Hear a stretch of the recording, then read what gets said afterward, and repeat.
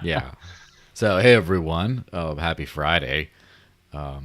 Right now we have Reverend Williams or Chuck Williams in the house of God, and especially the timing of you looking up at that angle, like looking up at the sky with the church in the background, definitely makes you look like a holy man. So holy man Chuck is here in the house.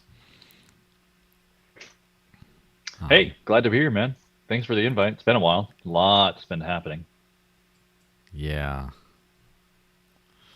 well, it's it's kind of funny how like you sort of dropped out a little bit of, you know, the scene, and I've sort of done the hmm opposite in that I've gotten more integrated in everything going on and all the different chains and stuff, and it's getting, things are getting interesting, right? Oh So yeah. I hmm think about like if I were to just put some like random numbers on it or percentages, I would say like things are 30% going as I always envisioned crypto happening.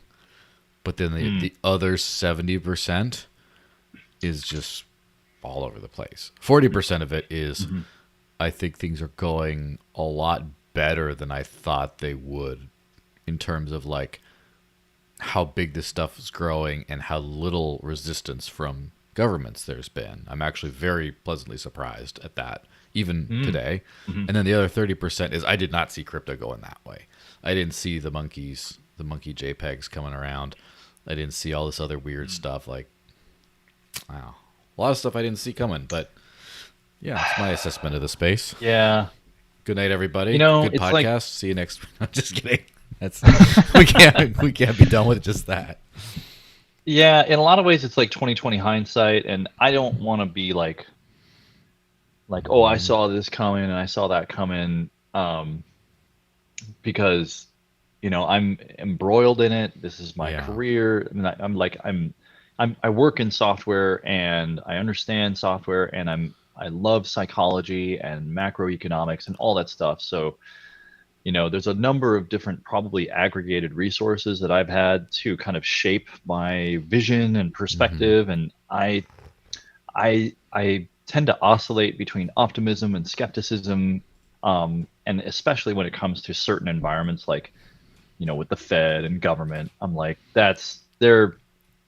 I feel like they're still, it's like they're always bleary eyed waking up to what's going on. And in my opinion, making wrong moves all over the place. I think the SEC is overreaching, like there's all of this stupid stuff going on. But to me, that's just, oh, well, that's government. That's the bucket of government and agencies and all that stuff, those systems of control that, thank God, people like Caitlin Long are trying to work with, but still being denied, denied, denied. And we'll get into that. But you know, this past year has been a time of reflection for me. I kind of stepped back not only from crypto but from a lot of social life, and kind of did a walkabout around the United States, and really kind of did a reset with my perspective on life. And Yeah. um, Very I'm appropriate with coming your back. background. Yeah. Yeah, I'm coming back to, now I'm settling in a home, I'm settling in a job, I'm, got some regular income again. I want to maybe, get back into investing, get back into crypto. I'm not so much about the advocacy anymore. Certainly, I still talk about it with friends and family. I still do research here and there. I do some charting. I have entrepreneurial projects that I'm engaged in that are crypto oriented, and so there's all kinds of stuff that I'm still like, connected, but I'm not trying to drive it like I used to, or stay on top of everything like I used to. And I gave up on that a long time ago because there's so much, there's just so much happening now.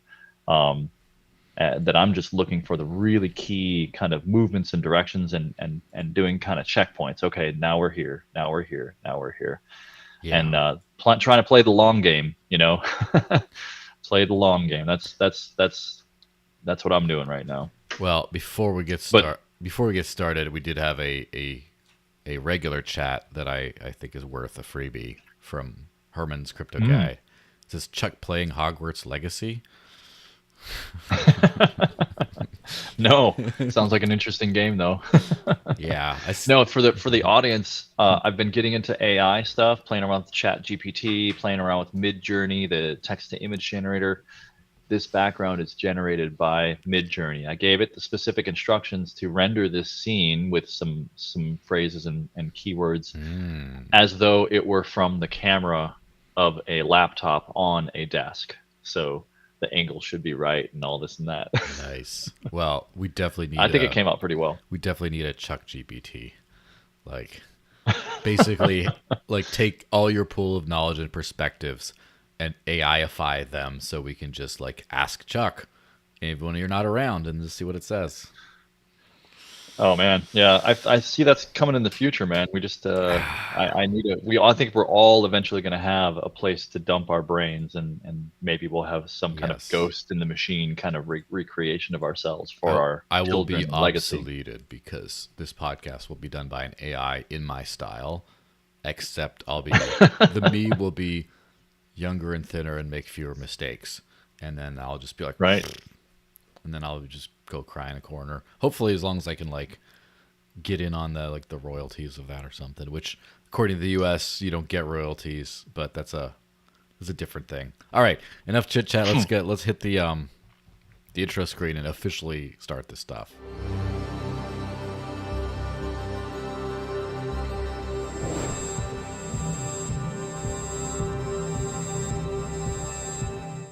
So, hey everyone, happy Friday. Apparently, Good Friday, the Lord's Day. I'm joined by the one and only Father Chuck Williams. Although you are a father, so I can call you that, even though you're not my father. Yeah. So, how's it going, Chuck? How's it going these days? Yeah, man, it's great to be here. I'm fresh off a vacation in Puerto Vallarta, which is something I haven't really done in 4 years. Like taking a vacation where I'm not working on the vacation. I would know what that's like. You know, speaking at a conference or pursuing entrepreneurial activity or whatever.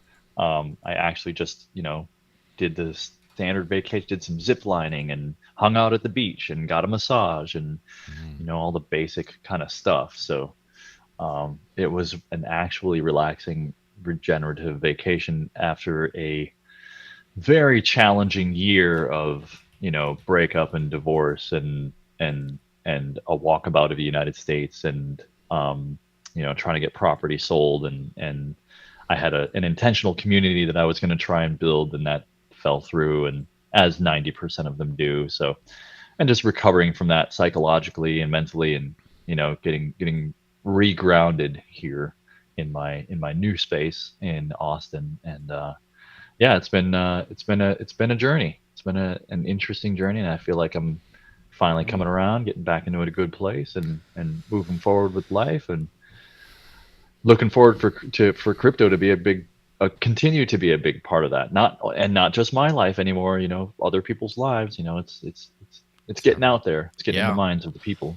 Yeah, you made it through your 40 years wandering through the desert, and now we're off to the promised land. So it's a great spot to be in. So I should direct everyone, if you have my NFT, any one of my NFTs, you could, well, not any one of them. There's podcast specific ones that don't include this one, but you could go to the Digital Cash Rundown channel in my Discord and pop up and do a little super chat, and then you can ask Chuck whatever you want, and yeah, just chime in, start thinking about some stuff you want to say before it gets too late.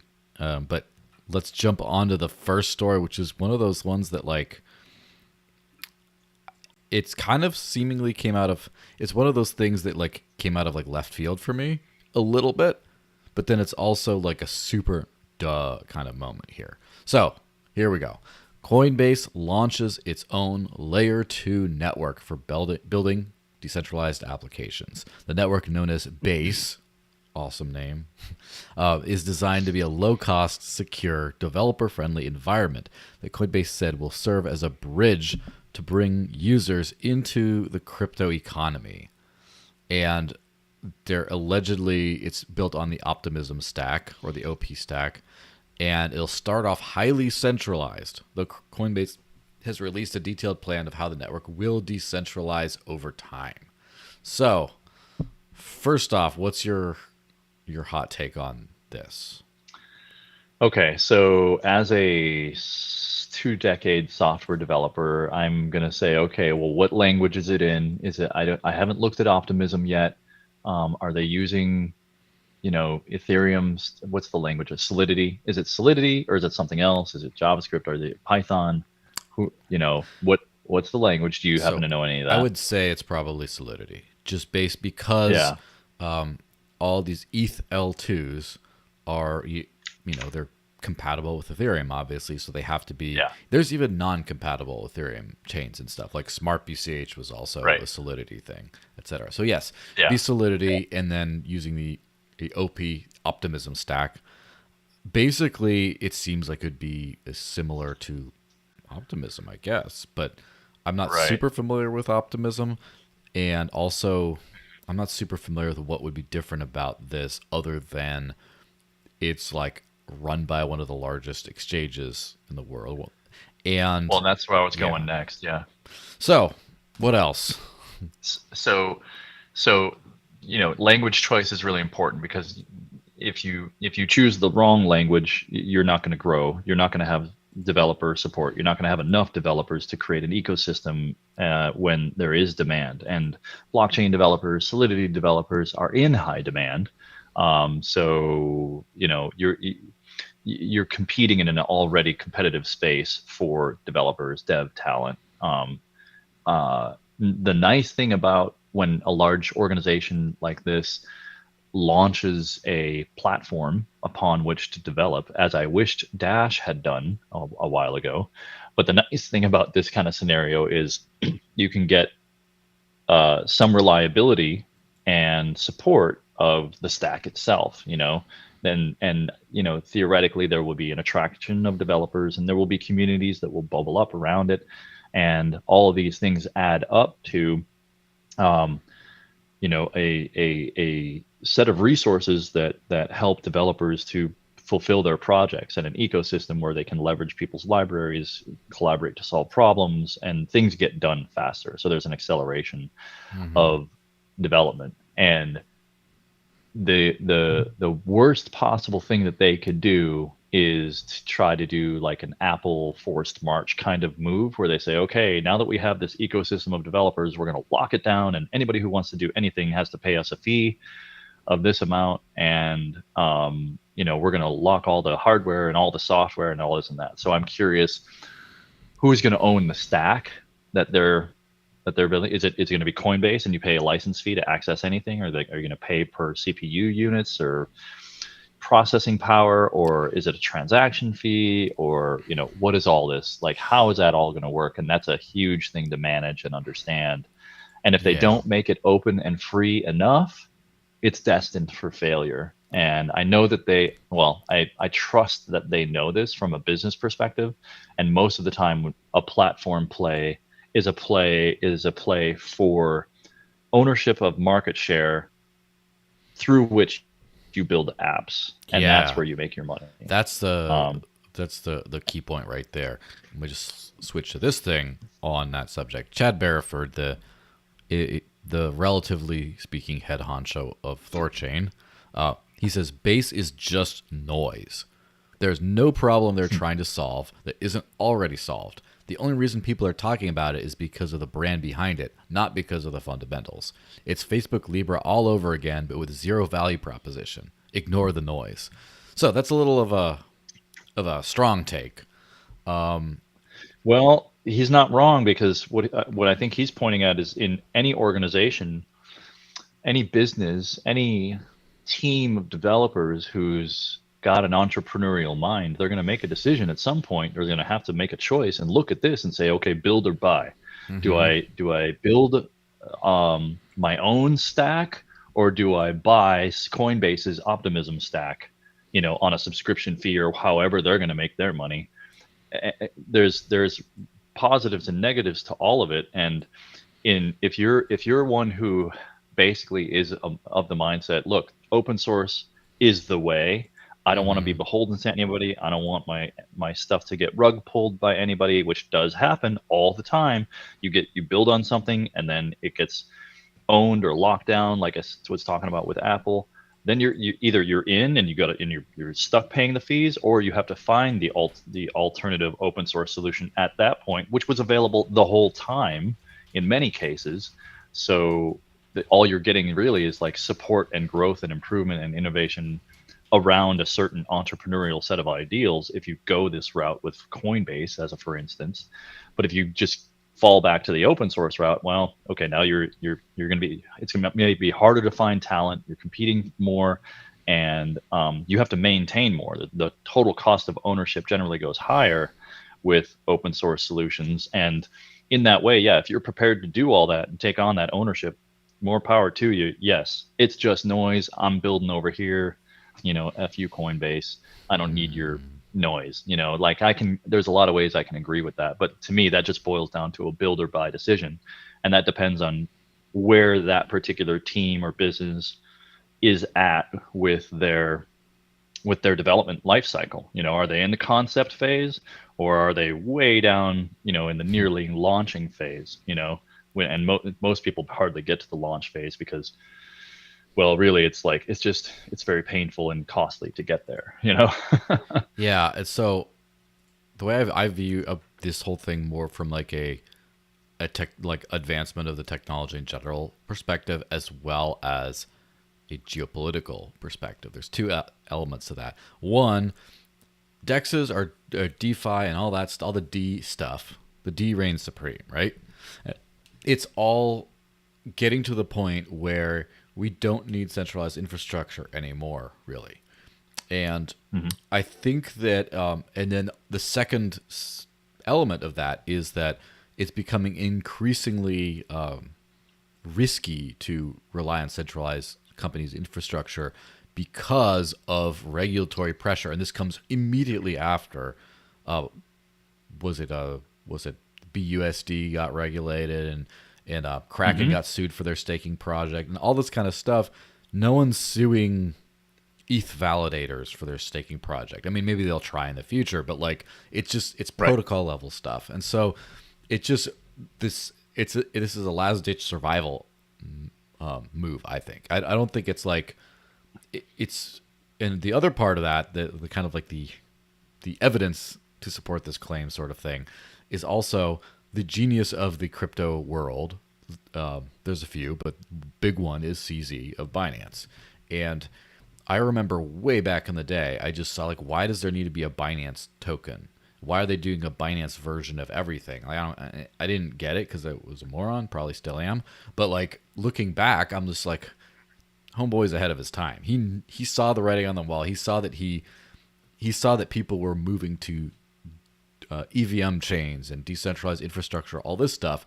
So he says, I'll just make my own so that even if CeFi crashes, I still have a big seat at the table.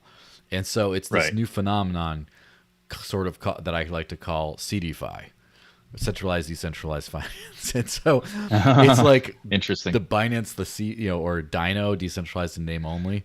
It's like that kind of stuff. And Coinbase is like, look, we got a chain too, but they're kind of late to the party. I mean, like Binance kind of solidified itself as like the, no offense, the cheap Chinese knockoff of like Ethereum or whatever.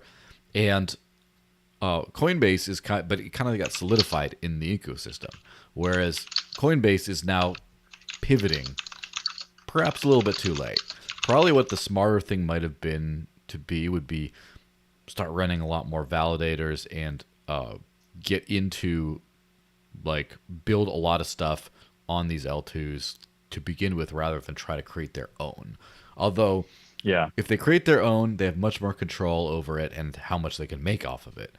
But it might be also hard to be like, hey, how do you do, fellow DeFi enthusiasts? Like it might be hard to just like bridge over about like a corporate chain. Like people might not like that. Yeah.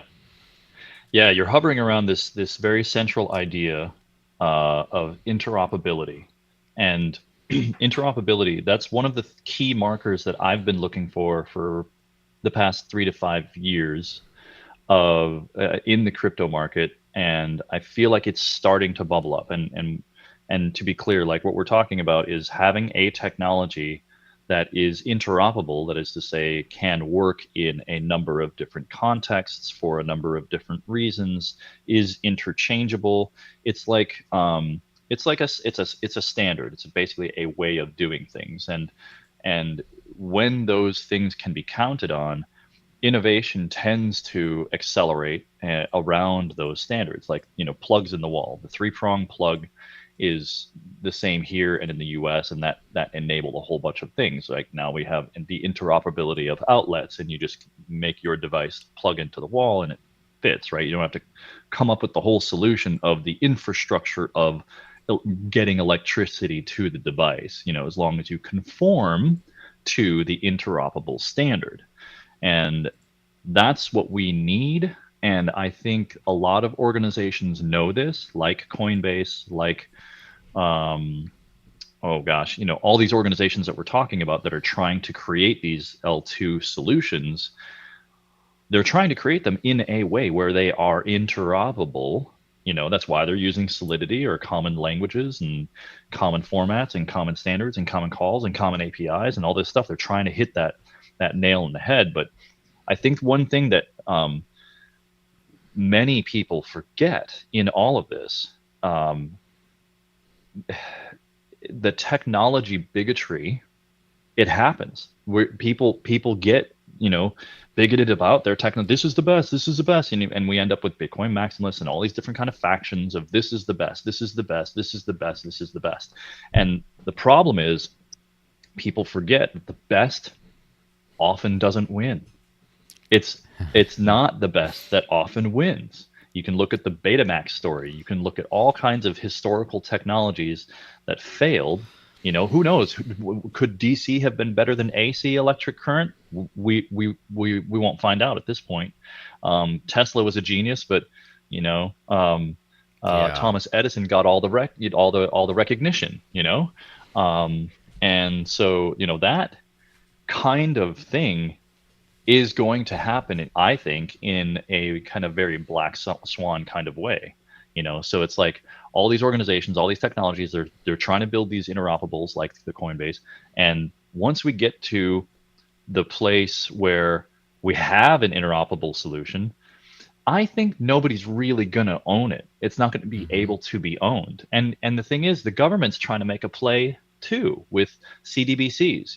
They want a seat at the table, but I think they're playing by old rules, and I think Coinbase is succumbing to this a bit too, because they've got so many government contacts and government systems that they're trying to play by the rules and play in that system, because they think that if they get the support of that system, which that system isn't interested really in supporting anybody, it's just interested in controlling everything. But if they think, people who are in that mind frame think that if they get this, both the interoperability and the support of government, boom, they're good to go.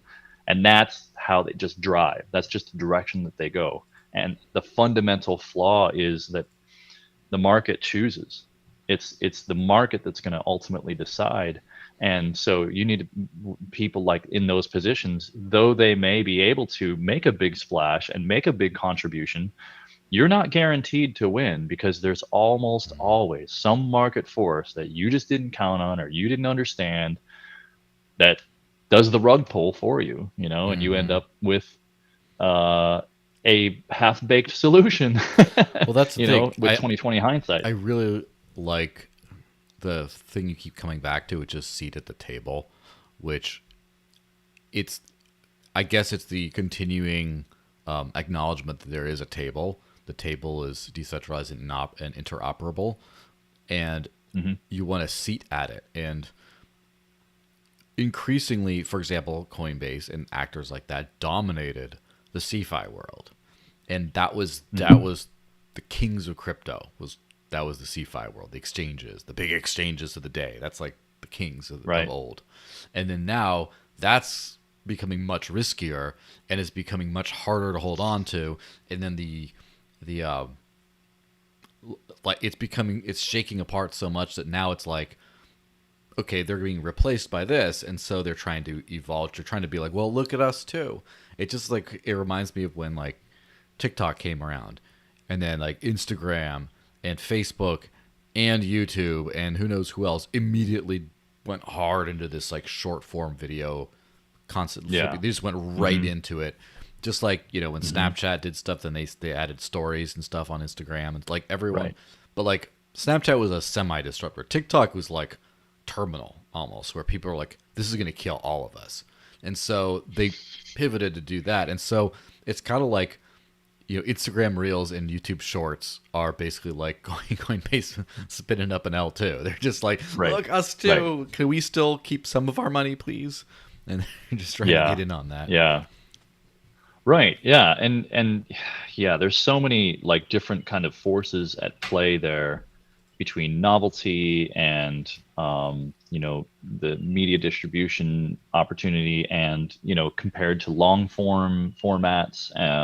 There's still a market for long form. Like I don't hate to say it. I hate TikTok. It's just like dopamine hit after dopamine after dopamine. It's like, and it supports psychopathy and narcissism in its whole, like the way that it's all structured. And I feel like social media is just going down that path. Yeah. And it's going to just run off the cliff like lemmings. And I think a lot of people who are like, I think there's this sense of pride now in exiting those kinds of system, and I'm tying this back because what we're talking about is technology that does a thing that humans consume for a period of time for various reasons, but it's because it's disconnected from these long-term principles like interoperability or true education, which granted, some TikTok users or content producers, they do, I think, accidentally stumble on long-term principles that work for them, but still they're discovering it in this very frothy market, TikTok is and frothy. Exactly. And I feel like, mainstream media and television and film, they've worked out a lot of these pieces of the craft, and all of this is still so new that humanity hasn't even had time to ingest Bitcoin itself to the degree where it's well understood, let alone all of the fractalized niches of communities that have now sprung up around with the NFTs and the Solidity developers and the layer 2 developments and now we have AI integrated marketing schemes and like all this stuff. Like there's just so much that it's just hard to handle, and this is where I want to come back to first principles, and that's what I keep looking for. So that's one of the reasons that I've kind of distanced myself from the market is to kind of reset and say, okay, what do I really truly believe will come out on the other side of this? Because when I first discovered Bitcoin and read the white paper, it really felt like discovering the internet for the first time. And I think that a lot of entrepreneurs think that the business that they're building is that big, but I feel like they're kind of deluded. A lot of these kinds of businesses and organizations, these people who are sitting on the top of this optimism or the Base, I think it's called, with Coinbase, those kinds of projects, yeah, it's exciting, it's new, it's novel, it could make some big waves and things, but it's not at the level of Bitcoin. It's not that level. You're still just tweaking. You're just tweaking. That's all they're doing now. Yeah. So I'm still looking for the new thing is definitely alive and well with this stuff. It kind of reminds me. So I didn't have this in the original lineup. I'm just inserting it because it's part of the discussion. So what I'm showing here is app.thorwallet.org/buy. So Thor Wallet is one of the many Thorchain interfaces. And Thorchain was another one of those things that was Bitcoin-like in that I'm just like, oh, shit. Like when I read it, I'm just like, oh, like I didn't get all like the DeFi, the siloed DeFi token Uniswap. I didn't get why that was important because it's all dumb tokens that are siloed. Once it became truly cross-chain like this, like with Thorchain, I became like, I get it now. But so this is like the buy page, and this might seem a little like silly to like highlight this thing, but this is a fiat on ramp that Thor Wallet in particular uses, right? It says buy crypto with fiat in an instant, no KYC. So Mount Pelerin is available, I believe, only in like Europe or Switzerland maybe specifically, but it's up to 1,000 Swiss francs a day. You don't need KYC to buy crypto. That's a lot of money, right? But then this other, I believe it's through Paybase. The other integration works in the U.S. and you can buy up to $2,000 a year with like your debit card or bank or whatever and not do KYC. Which, but all you have to do, like literally, this is it. The DEX decentralized protocol that's on this is the front end, one of the front ends for. You just have a very streamlined fiat on ramp, and now you're just like into the DeFi ecosystem. How the hell can Coinbase compete with this? Like they're seeing the handwriting on the wall. Like, well, we got to create this account, do a little picture of you with your little ID, like going like this, and then you got to have this big custodial platform that's got to find ways of doing stuff, and you got to do like all this like risk management of it, instead of just like plug into the DEX. And then the Coinbase of the future literally just builds a little front end that aggregates a few different DEXs together and plugs in with a little simple fiat on ramp, which I'm sure Coinbase will have their Coinbase Lite, their little fiat on ramp plugging into these things. But then that's like a 1% of what they used to do. And so it's a definite evolve or die. It's the evolution revolution, as it were. Things are just like turning over. The old ways are dying extremely fast, and only those who evolve very quickly will survive. That's kind of my take on this whole thing. Well, I think the thing that we're maybe not dancing around, but I think where all this is headed is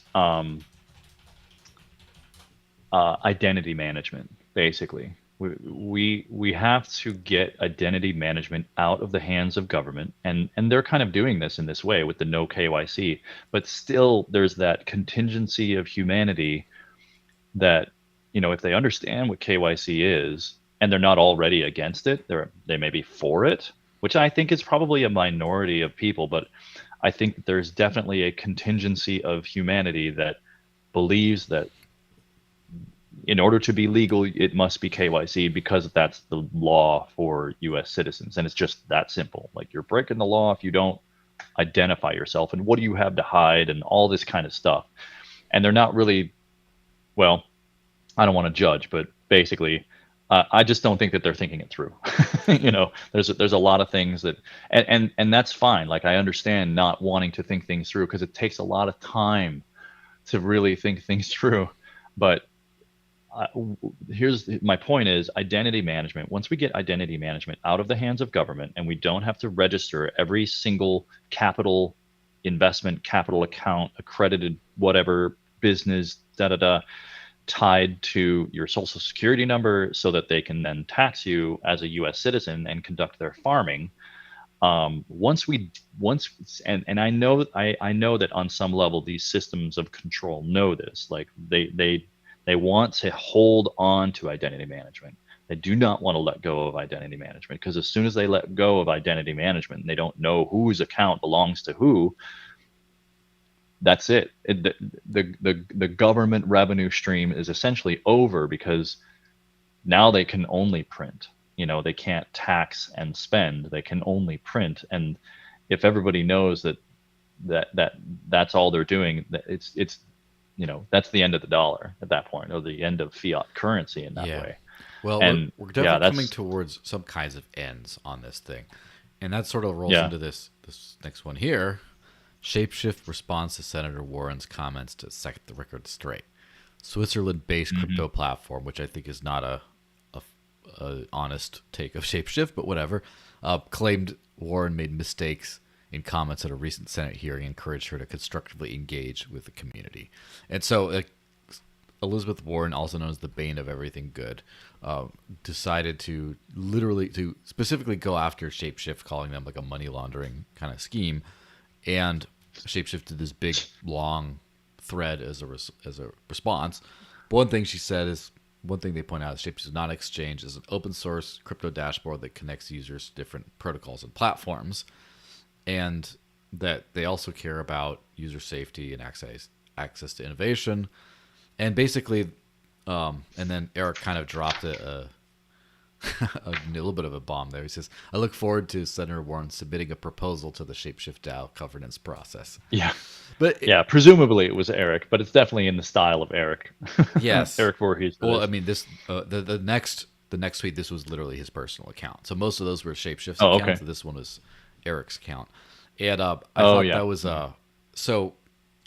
It's well, first off, ShapeShift is kind of the in between of Coinbase and Binance, where Binance, like, he smelled which way everything was going, like, really quick, and he's like, we're gonna have our own, CDFI kind of thing going on, just right away. And then Coinbase is like waiting until the government's literally destroying them and they can't touch DeFi, and they're like, we're gonna die, we got to do this. They wait way too late. Voorhees was somewhere. I think Coinbase was partnering with government though. They were actively pursuing a revolving door policy with government regulators and hiring them into Coinbase. I saw a lot of that. Yeah, that's definitely true. I think like as a defense mechanism, but it was still kind of a, well, this is the way it was done before in the old system, and we're going to be part of the new old system, but it's still going to work like the old system. And then now they're Yeah. panicking when they're seeing it's not working the same. And Voorhees Yeah. was kind of in the middle, where he was like, I'm going to do Shapeshift. And then when they implemented KYC and stuff, because they had to, then first off, it wrecked their business.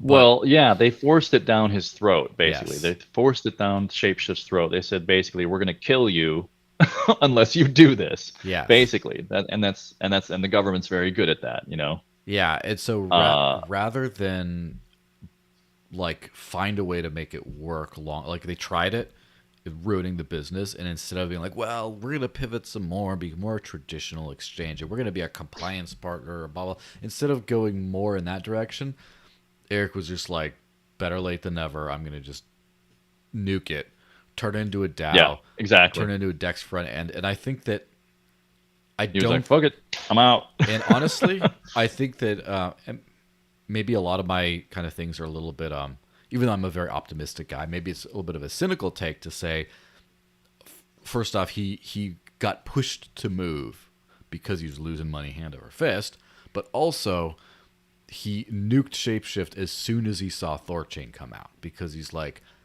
I can just be a Thorchain front end. It's not like, because otherwise he would have been dinking around with Shapeshift as this like Uniswap front end that just doesn't work. No one cares about. It doesn't work for anyone. Yeah. But then he's Yeah. like, oh, I can do this is like decentralized version of my original Shapeshift. And he's like, now I feel comfortable. I can nuke it. I can turn it into a DAO. And so now, like, he used to be like one of these like stressed out, overregulated like crypto business people. Now he's like living his Right. best life on Twitter. If you look at him, he's talking shit to SBF. He's like talking shit to Elizabeth Warren. Yeah. He's loving life because he's free. He's out of it. He's just like, Exactly. That's where I was going. It got not fun for him. Like he was trying to build a business. He was trying to pay employees. He was trying to comply. And they just kept making it harder and harder and harder and ramping up and pushing down on the thumb harder and harder. And it just got, I imagine it just got not fun, you know, like very simply, like every move, every look, every door, every window that he was trying to take to pursue this dream, this vision, was being roadblocked by people with guns who wanted to kill his business and him and anybody involved, you know, and just looked at him and everything around it as the devil. And I could imagine, like, that's too much cortisol, you know, like I don't want that. That's, I want more dopamine. yeah, it's definitely gonna prevent you from living to 100.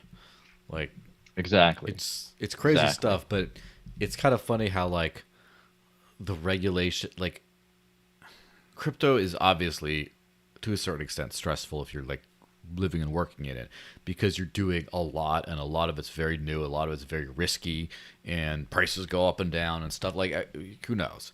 But it's an exciting like journey, and whirlwind journey.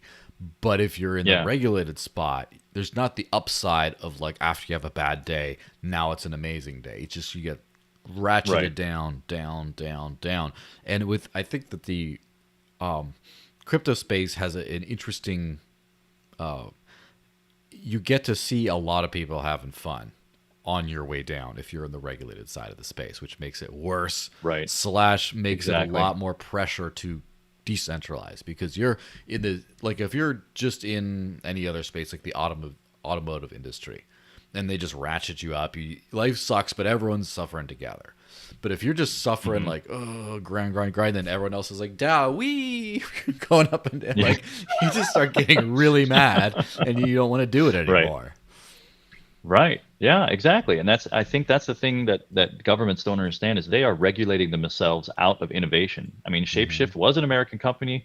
Now it's It's a Dow A Swiss slash company. Swiss, whatever. Yeah, and they're out of the hands of it, and I thought it was a brilliant move to just like disband the corporation and go the DAO route, and I think they handled it elegantly. There was some pain in the shift involved, but that small amount of pain that the employees suffered was, I think, greatly outweighed by the gains that the customers of ShapeShift and the people who use the ShapeShift and people who held Fox tokens and learned the DeFi mechanisms and all that stuff, like they benefited relatively huge compared to those losses and pain that the employees and Eric himself had to deal with. I think it's commendable and worth acknowledging that like they paid a price so that everybody else could succeed, in a big way. Who's the And I'd like Bitcoin to see more of Jesus that. That's now? rare. But Yeah. I think a very telling sign was when I interviewed Eric Voorhees on this show, not this specific show, but on this channel like a year or so ago, Mm. about the Hmm. DAO move. And every time I asked him some question about the DAO, about how much of a pain in the ass a DAO is in some way. Like, are you ready for the Hmm. Thunderdome of like any asshole being able to like be a board member and just yell at you and like, or are you ready? Are you ready for just like this being this no man's land of not like all these negative things. Every time I said it, he had a big smile on his face because he was just like so looking. He just like, bitch, I want those problems. Those are way better than my other problems. Like you could tell he was just Yeah. genuinely excited about the challenges of a DAO as well as like everything Hmm. was fun. And it's just like the life. And he's not a very expressive person. He's a little bit of he's got that like Mark Zuckerberg kind of like robot vibe to him a little bit, but like you Hmm. could tell he was excited, he was happy and excited about this. And now, as I said, living his best life, talking smack on Twitter, like you could tell he's in the right spot. He's back where there's that kind of life cycle of like you get into crypto because it's awesome and you grow up and then it becomes less awesome as you start to be like, well, let's make this compromise, let's make that compromise, blah blah blah. He's back to being like a shit posting kid in his basement. Like he's back to peak Mm. original excitement again, and it's a beautiful Yeah. thing to Yeah. see. Yeah. Because he regained his freedom. I think that's the thing. Like he managed to wriggle himself out of the cage that the systems of control were trying to put him in, and I think that's the pattern that we're going to see more and more of. He's in the minority now, but um, I think that's the pattern that we'll see with successful organizations of the future, and it's going to take, I don't know, I'm guessing 10 to 15 years for all that to play out. Yeah. Where 10, 15 years from now, we'll be looking back at shape organizations like ShapeShift and Thorchain as pioneers, because they went the DeFi route or Hmm. interoperable route, um, and the the governments really just need to let go of money and identity, and I think that's the thing that so many people are fearful of and afraid of, and I know of no other way than to just we have to continue innovating. We have to continue down that path, and it's going to be a minority until it becomes a majority. And that's what I'm watching. I'm just like keep trying to keep a pulse on how many people are defending the rights of financial freedom, how many people are resisting KYC, how many people are pursuing decentralized options in principle, or open source options in principle. And I feel like it's growing, but it's not growing at the same pace as people who are just coming to crypto for all the other reasons that people come to crypto. Yeah. So still early, still a ways to go, but I feel like we're headed the right direction, A lot of even though optimism. the government is. A lot of Yeah. optimism, no pun intended. Oh, but Nice. before we move on to the next thing, a reminder: everyone, if you want to drop in a super chat, Digital Cash Network, Digital Cash Rundown is the channel. Go in there, type something out, start thinking about it, because sometimes people like don't think about it in time. Then the podcast is over, and then they're like, oh shit, I wanted to Mm. say something. All right, so now we're going into the another semi interesting good news. It's all very tied in, but unsealed superseding indictment against Sam Bankman-Fried includes 12 criminal charges. And this is the good part, is the indictment against the former FTX CEO included an additional charge for conspiracy to commit bank fraud, yes, and details on his alleged unlawful political contributions. That last part is especially interesting because first off, they're throwing the book at him. I think he's looking at like 120 years or something like that if they all these charges go through. So obviously, I don't think he's going to get all. I think he will see the light of day in his lifetime, right? And Hmm. as long as he's out of like, I don't want anyone to be thrown into a cage. I want this guy away from being able to cause harm for at least another few decades. And if that means in prison, I would not like to be in prison, but that's unfortunately what happens for that to happen. But because again, I'm conflicted with like the humanity of like this shouldn't happen to anyone. At the same time, as if it had to happen to someone, he'd be the one I'd pick, you know. Yeah. So, Yeah. but the interesting part Well. is the political contributions bit because he gave a lot of Mhm. money to a lot of people. He bought his way into people's good graces, and now he's being formally charged as being a criminal for that in particular, for Yeah. taking essentially stolen money and paying off politicians. Now Yeah. Yeah. I don't Yeah. expect. He was a top 10 donator. We talked about this. Top Yeah, 10 donor to Biden stuff, like 50 to the tune of like 50 or 80 million. I can't remember, but yeah, it was he was huge. the second largest individual political donor after George Soros. Yeah. So And now we know it wasn't even his money, of you know? course, and it looked weird because a bunch of like these like old people coming from like either old money lines or heir to this fortune or like entrepreneurs who built up a giant empire over the course of like 60 years, right? People like that. And then there's Right. this freaking kid here who, like, no offense to Yeah. freaking kids, but like, how did you end up in all this money? And it's like, oh, okay. It was Well, all, yeah. and that's the thing that I oscillate between hate him like a Madoff and have compassion for him because he was a manipulated child in a big machine. Um, which I lean towards that latter situation. I feel like the whole ramp up of FTX, the whole acquisition cycle, the whole installation of the top group of people in the Bahamas and their hoity-toity lifestyle, and the manipulation and subjugation of customer funds that ensued, and then the very immediate and clean and very easy to do transfer of those funds into political hands. That was all too clean and smooth. I think for somebody who was proclaimed to be a genius to execute on his own and then get caught in the way that he did, like, do you have zero foresight? Like, did you not believe that this was going to come down at some point? Like, so I don't know. I think that he was pushed and pushed and pushed and pushed to do most of what he did by various forces who are using him as a patsy, the fall guy. He's the fall guy. That's my Yeah. opinion.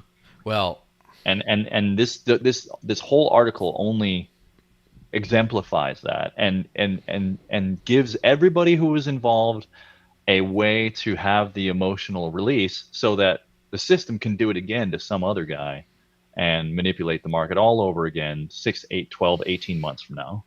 yeah, my personal opinion is he's kind of a 50-50 where I think half of him is kind of like golden boy slash fall guy, where he got to his position of prominence because the old system wanted a power player in the new system to help them control the new system. And so they gladly helped him along, and he gladly helped them back with the donations. And now he's the fall guy, because now that he's screwed up, now he's the fall guy.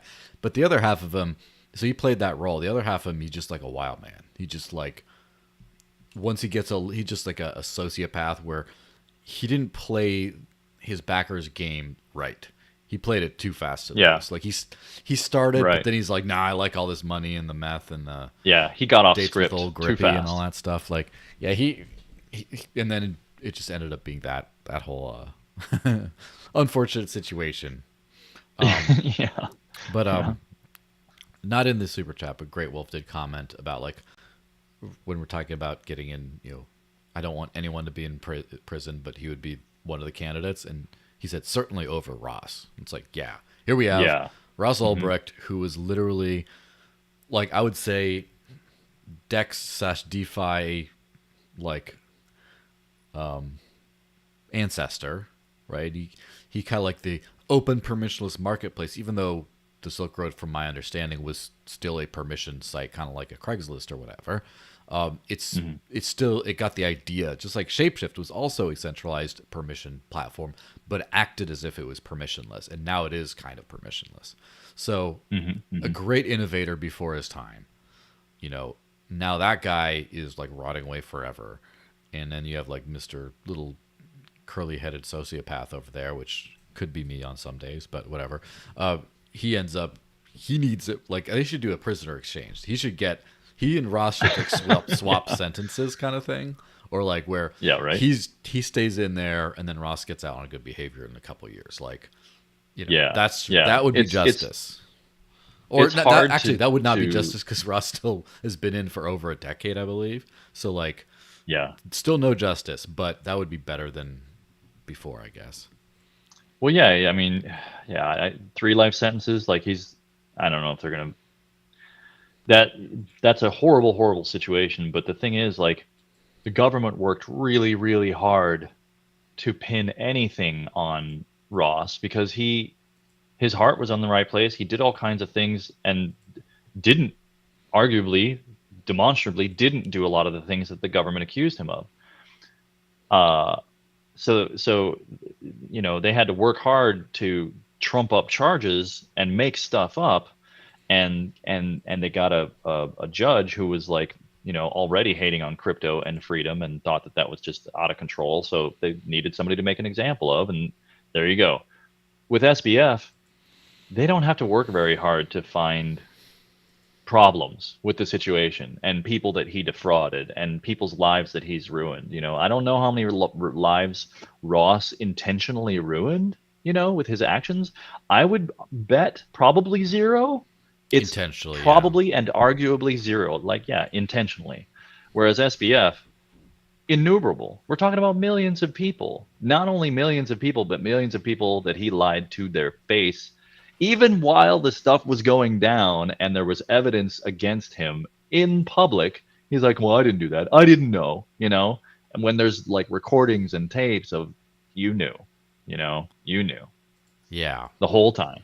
Not only did you know, but you directed it, or you said so. You definitely, I've known enough people like that, sociopath type people, and you could just see like the compassion is not there in his eyes.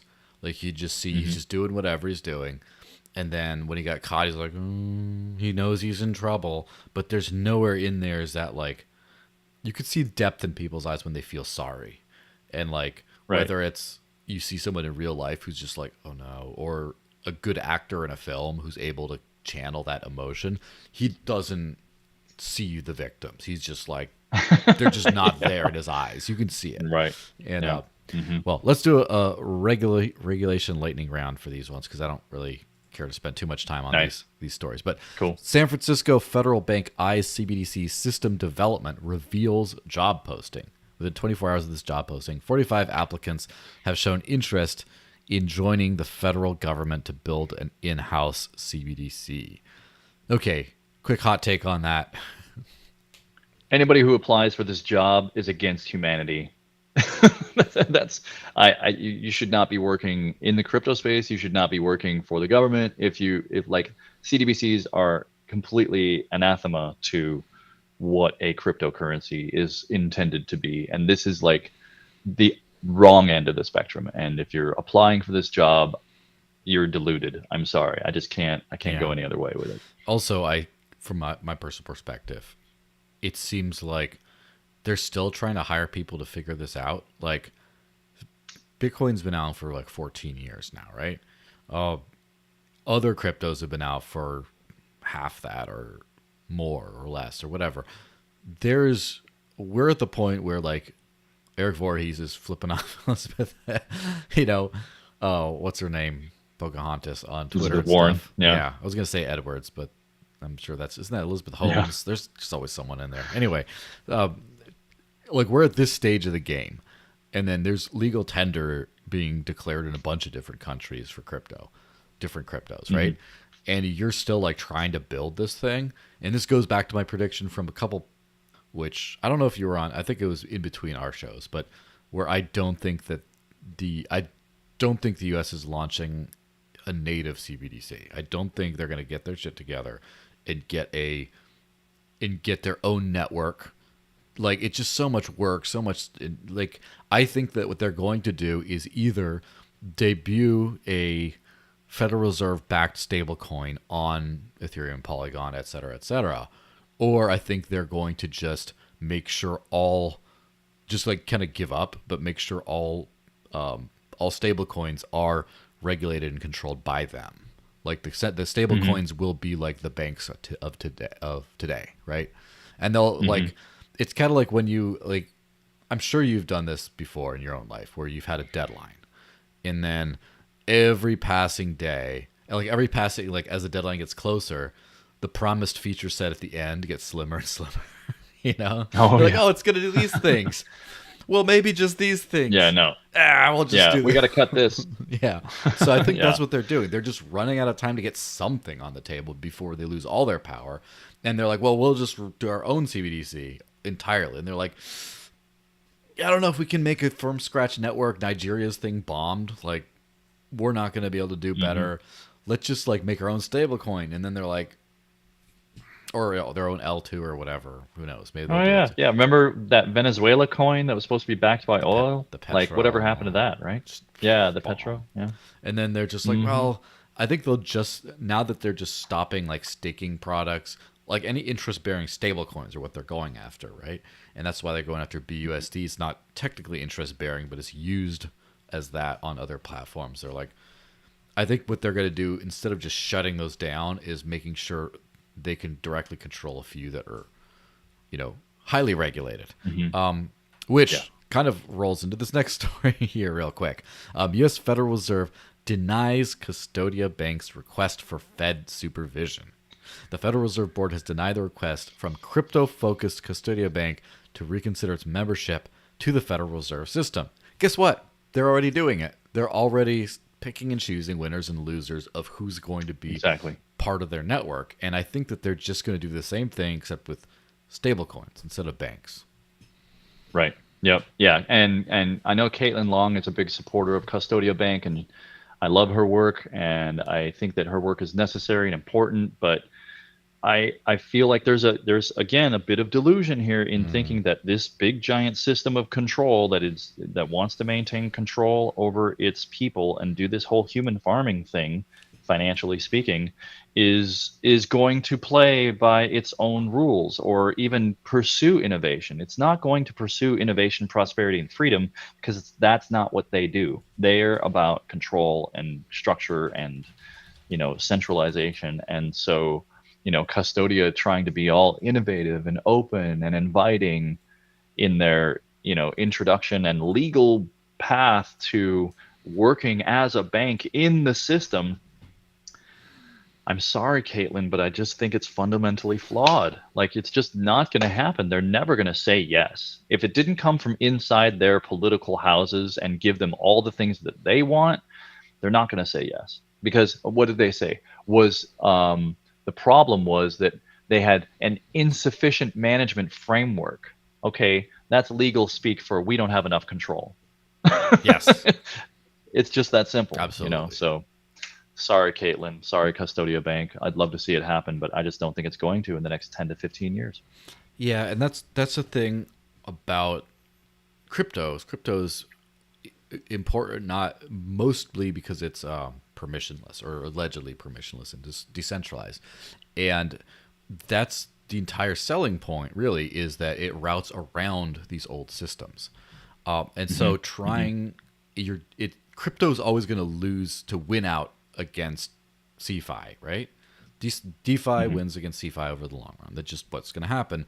And so people like Caitlin and Long and stuff and Custodia Bank are sort of trying to get back into, you know, the official stuff, and they're being blocked. However, I don't see that as a waste of time necessarily. In the short scheme of things, yes. In the grand scheme of things, no, because the way I have seen like the development of individual rights is people want to do this. Government says they can only do this. And at some point, the people don't want to be criminals. And the government doesn't want them to keep on disrespecting their laws freely. So they negotiate to something people can agree on. Right. And so the same thing kind of happened with, for example, cannabis legalization in the US, where they said no. People said, screw you. But then at some point, they kind of figured out, like, okay, look, we're gonna smoke weed. Sorry, it's gonna happen. But we also don't want to be criminals. We don't want to keep on buying like bad weed from backyard dealers or whatever. We want to we want something better. And so they negotiated their rights until you get this spot where now a lot of places have legal weed, which unfortunately it's taxed and it's got restrictions and other stuff. But on the other side, because it's out in the open, so much better. So we have Hmm. people like Long and Custodia working on that end of the spectrum. We have people like Voorhees and Thorchain and all the radical crypto stuff on this side having to interface with regulators somehow in the short meaning next 20 years, like that kind of in that term. Maybe not Hmm. 100 years from now, maybe they'll be, but at some point they'll have to be like, okay, look, if you're running a DeFi front end, like you were just going to go in and monitor, get screwed. But just like you get to do DeFi, but just if you, we're going to selectively bust some people so everyone reports their DeFi gains on their taxes, and that's what we'll settle for. Hmm. And that's the Right. negotiation in the middle that I think they're kind of going for, which, yeah, Yeah. Yeah, I mean, I don't that's a valid perspective for sure. And of course, I come from the perspective that we're born free, yes, and people who want to control other people exist, and they use governmental systems of control to try to implement those controls. and they'll What are you gonna do? always be with us, unfortunately. Yeah, but they don't have to be a majority, and I think that's what they've been trying to condition us to be, is people who are compliant by nature. And I just think we're free by nature, and we comply with agreements with individual humans. So we need to get back to this kind of transactional one-off as Bitcoin behaves. Anybody can make a transaction on Bitcoin, just like anybody can wear shoes. There's no restriction on shoe technology. There shouldn't be restriction on value technology, in my opinion. Yeah, Yeah, I think there's a lot of people that agree with that. yeah. I mean, I agree. I think we all agree. All of us who are at the table here agree with that sentiment. And but and also I think that like the negotiation phase, like I don't think coercive government is going away entirely in my lifetime. Probably not. Maybe. I think Mm. that there will be around. Yeah, I think they'll become less powerful and kind of have to adapt to the current systems. Probably the next couple generations might experience like more voluntary organizational structures, which a lot of to the Mhm. naked eye might seem almost indistinguishable because there'll still be people to call when there's trouble. There'll still be people telling you you can't do this. There'll still be all the kinds of stuff, but it'll be through like a voluntary, much more pick your own kind of framework and Mhm. easier to Mhm. opt out and but also like not entirely easy to opt out because like what if there's like 4 or 5 providers of this and they all at least do this, like what are you going to do? So be a lot better, but just on surface level won't look that different, you know? Right. Right. Anyway, let's hit on this IMF thing because, screw the IMF. Anyway, IMF exec board endorses crypto policy framework, including no crypto as legal tender.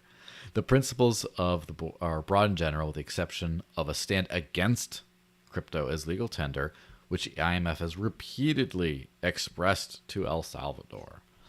Okay, so I'll let you hit us with your steaming hot take on this real quick. Yeah. So the highlighted statement in the tweet is perfect. It says the widespread adoption of crypto assets could undermine the effectiveness of monetary policy, circumvent capital flow management measures, and exacerbate fiscal risks. Okay. This is where you put effectiveness. Yes, the yes meme, Yes. Yeah.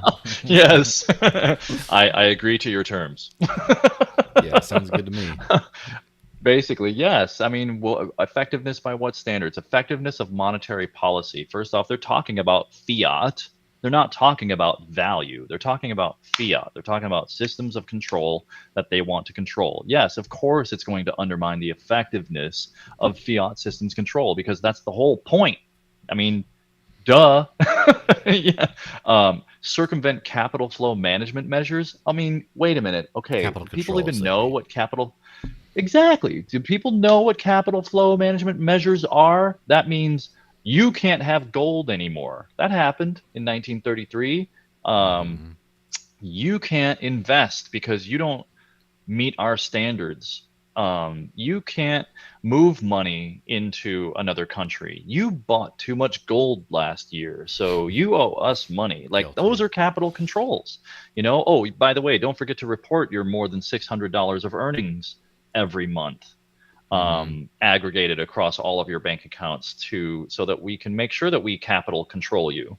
Like that's what they're talking about. Of course, crypto circumvents that. That's what it's designed to do, right? And so you're not telling any of us anything that we don't know, but what you're doing is you're exposing where you stand on this line that, oh, hey, don't forget, we still want to control you and we want to control you effectively. And that's a fiscal risk for our fiat currency.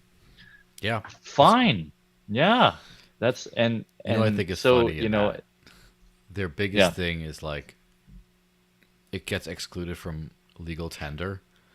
It's kind of like saying the U.S. Constitution makes no mention of the divine right of kings. It's like true. But we're talking about old stuff versus like keep it like, can you imagine how moronic in the future the concept of legal tender will be? Like Well, yeah, I had to look it up, what legal tender meant when I first encountered it, or really started thinking about it, and it was this. It's legal tender means that if you offer it as payment and it's denied by the merchant or the person selling it, like I won't take that. Even if it's legal tender, that means the debt is now null and void in the eyes of the government. So it's like a contractual relationship when you make a transaction, garage sales, right? Hey, I'll give you $5 for that, right? That's $5 is the legal tender. You can offer, hey, I'll give you 5 hours of my time, but that's not legal tender. Right? So they could refuse that. They can deny. Yeah, exactly. They can refuse it, and then that doesn't make the debt null and void. But if you offer $5 and that's the price, and they say no, I won't take your $5, well, the debt is null and void. It's like thank you for the free coffee or the free whatever. If it's at an advertised price and there's the equivalent of that's all the legal stuff. So it sounds like shitcoin cover to me, right? It's just like yeah. Well, I don't want your shitcoin. Sorry, that's not what the law says. Like, it's right. That's literally what right. it is, though. It's enforcing. Like, why would you not want money? But because maybe it's not a good money, and maybe the government has to say no. If you don't want this money, you can't get any money. Like, right. Legal tender is how they slow down Gresham's law, basically. from happening overnight. Because there will come a time where people are going to want to trade their dollars for silver, gold, crypto, for things that are actually money. It's kind of happening in a lot of minds right now, but it's still a minority. But when that number becomes the majority, where everybody wants to get rid of their dollars, those legal tender laws are going to be in effect still, and that's what they want to make sure. That's why I think they're against it, because the IMF knows. The IMF knows all government currencies fail eventually. They all do. It's just what happens to them, and they're just trying to control the spigot. Now, the funny thing I could see though, like that means as long as as dollars are legal tender, they'll be around. Except at some, I can foresee it at a point in the future when that's just not a thing anymore. Where even though you have to legally, there's like ways of getting around it, like the whole Mexican "Hoy no sirve pues," the whole like, oh, the card reader's on the fritz today, it's not working. Do you have Bitcoin? Like that kind of like the kind of stuff. Which, by the way, like when you see people trying to spend Bitcoin in El Salvador, it's like the opposite. Where it's just like, the guy who has the wall, he's not here today. It's the way of saying, I don't want to take it. It's like the passive aggressive, Latin culture way of doing that. There's going to be a lot of that stuff in a lot of Americans are going to learn about that soon enough, where they're just like, you know what? My provider is down right now. I'm so sorry.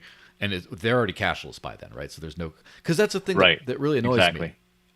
Cashless is like, annoys me, because whenever I do have to touch fiat, it's always that way.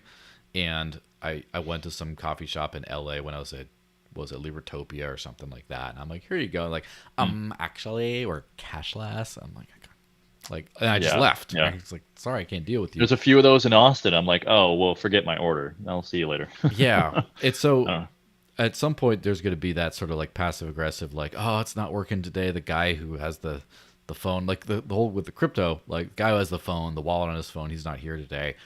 But it'll be the opposite. It'll be with the fiat thing about, you know what, we're having a bug with like the Clover point of sale system, even though if you peep around, you see they're still using it, but like, there's we can't take dollars today. Our little like crypto phone, that's working though. Do you want to like pay us?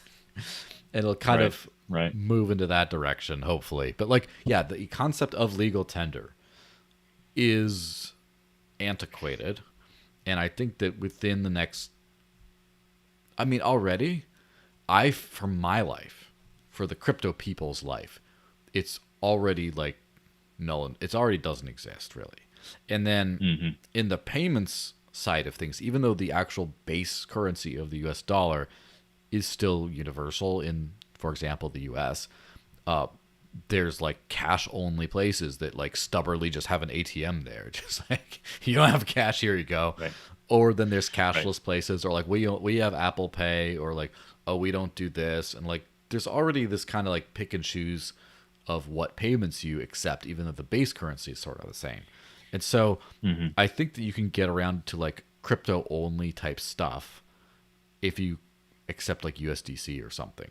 And it's just like, all right, well, we technically accept legal tender, and then everyone else is just like, do I have to pay those gas fees? Like, yes. Right. Yeah, man. Well, I hate to cut this short, but I feel like I got to move on with my day. So hope you don't mind. Shill o'clock then. Yeah. Shill o'clock. What are you gonna tell you what, man? I got. If anybody wants to get in touch with me, one accomplishment that I'm fairly happy about. I got my website screenscholar.com kind of revamped, and I haven't sent out any newsletters yet, but you can sign up for the newsletter there, and I invite anybody to do that, and I will keep you up to date on projects I'm working on and I put that events up on I'm the going screen. to, and that sort of thing. And that's it for now. Like, as I move forward with my projects, I'll keep people up to date and reconnect with the community. And that'll be how I do it. I see you're linking to my podcast and stuff too, which is very nice. Thank you. Yeah. Tons of media there. Yeah, anytime you're welcome. And then there's a schedule thing I just posted up for your Calendly so people can, if they want to get in touch with you that way, they could do that. Well, Yeah. as Yeah. always, Set up a meeting. it's been a distinct pleasure and honor having you on. We always go deep into the mysticism or whatever. We always go deep in, we go deep or go home, right? So Right. Yeah. yeah, it's a good time. I look forward to having you on in the future. Have a fun time. I'll visit you in Austin at some point. Let me know if there are any crypto conferences coming up, and I'll see if I can Oh yeah. expense it and get out there. Cool. All right, man. Let's do it. All right. Have a good one, everyone. Happy Friday. Because the Dash podcast, it's not next because we had it this morning, and we can't have second Dash podcast. Sorry, but we do have the after party after that. So anyone who wants to jump into the after party, you know where to find me. Hit me up wherever you can, or go into like the Dash channels and just ask for the after party. And so yeah, Cool. we'll see you guys around. Happy weekend, and taxation is theft.